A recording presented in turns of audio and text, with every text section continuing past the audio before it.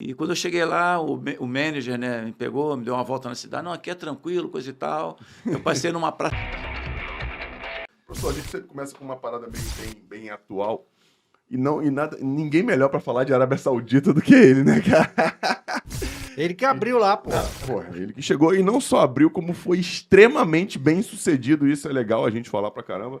Já saiu daqui, vê se eu fiz o meu trabalho direitinho. Já saiu daqui pra um dos maiores, né?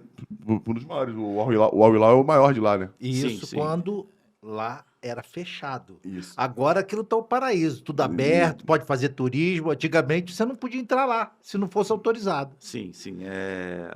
Quer dizer, eu não abri a porta, né? Tiveram outros treinadores que passaram por lá, como Zagallo, Parreira, Chirol, Júlio César Leal, enfim, tiveram muitos treinadores e eu tive a felicidade de conviver com eles. Assim, eu comecei por onde os caras estavam terminando. Pô, verdade. Boa. Então, isso para mim foi assim, muito gratificante, a experiência foi muito grande, né? E a Arábia Saudita, realmente, no meu período, é um período muito difícil. No ano que eu fui, pra você ter uma ideia, foi no ano que explodiram as bombas, tinha muitos atentados.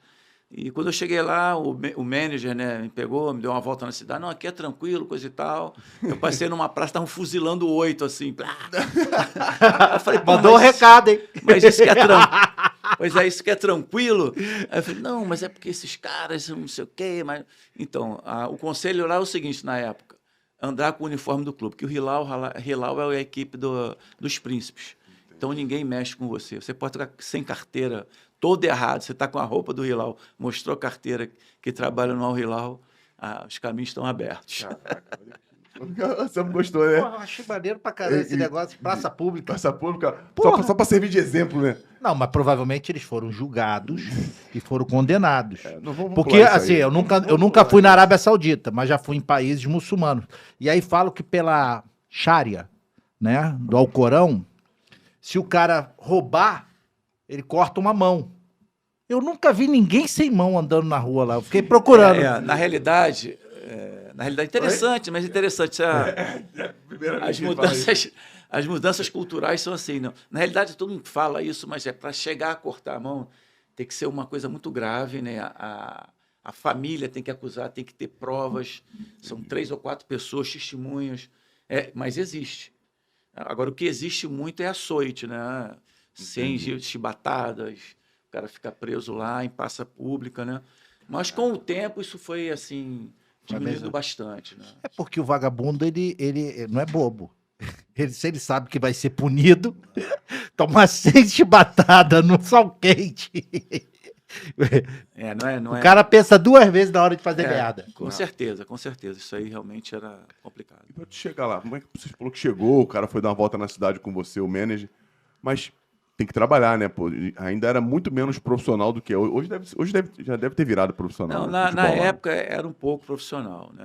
Logicamente, a cultura deles é uma cultura assim, diferente. Por exemplo, vamos botar na nossa época, é uma cultura bem diferente. Os caras vão dormir 6 horas da manhã e o treino é 8 da noite, porque é complicado. E eu cheguei lá mudando o negócio, entendeu? E eu mexi numa ferida muito grande, que era acordar cedo para treinar.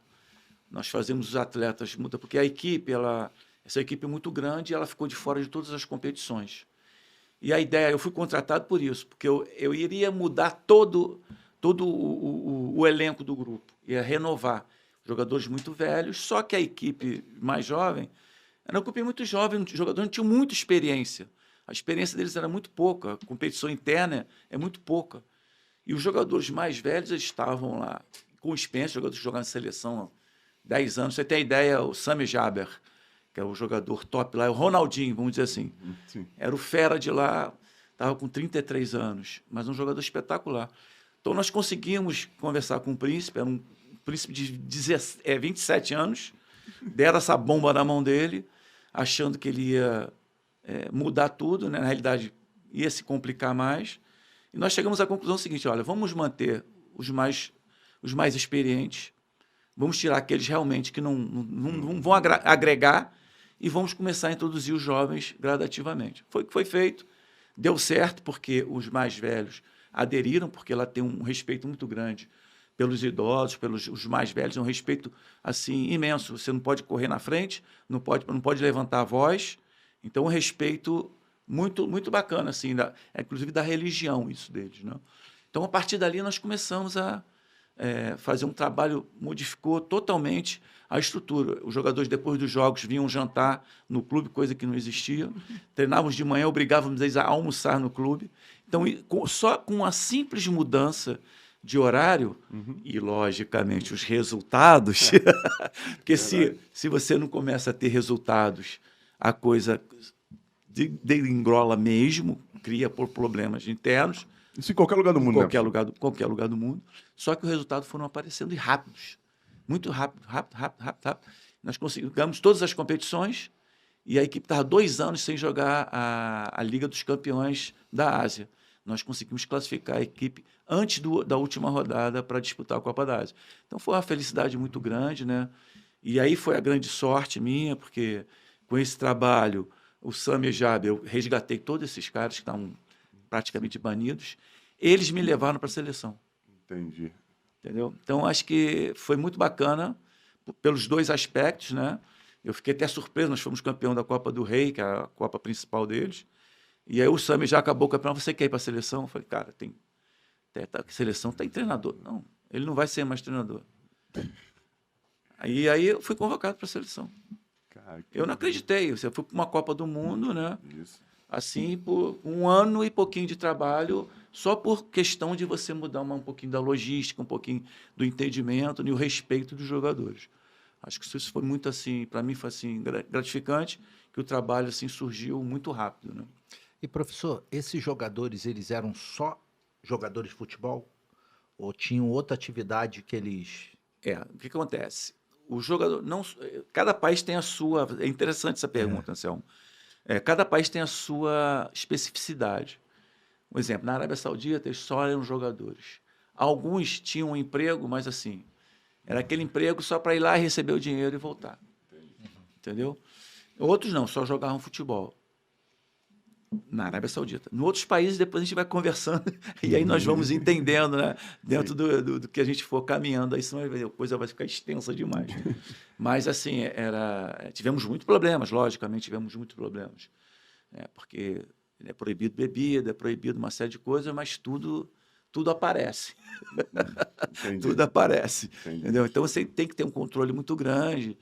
E aquilo que eu falei da parte educacional, nós começamos a levar uma ideia diferente de pensar para eles, de motivá-los e mostrar que o futebol não terminava só quando eles jogavam futebol.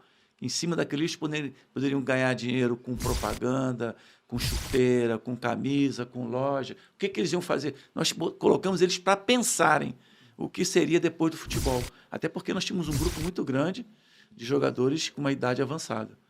Então, acho que isso também foi bem bacana, essa reflexão que a gente fez, os jogadores perceberem da importância pós terminado de carreira. Né? Maneiro. Só uma outra pergunta que eu queria te fazer. Você